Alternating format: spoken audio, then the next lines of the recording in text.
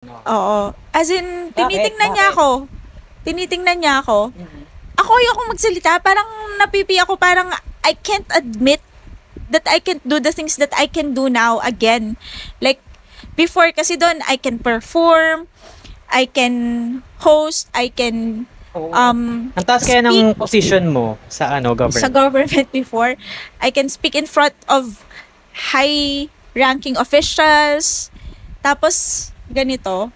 Yung ganyan. Tapos ngayon para ka naging, ano ba to, baby? Wala na magawa, hindi na makaano Oo, sa sarili. tapos, wala lang, nandun lang ako. Tapos yung ini-interview ni Doc, si mama tsaka yung tita ko.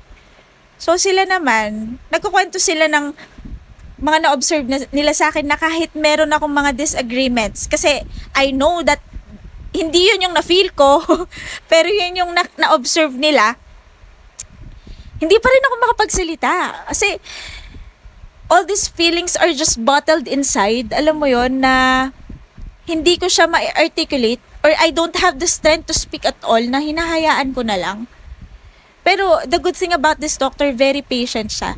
Like makikita mo yung intentionality on the way she looks at you, like this, eye to eye, na ma-feel ng patient na talagang pinakikinggan siya.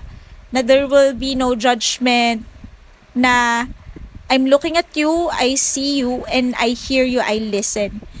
So, the second time around, nung handa na ako talaga. Oh.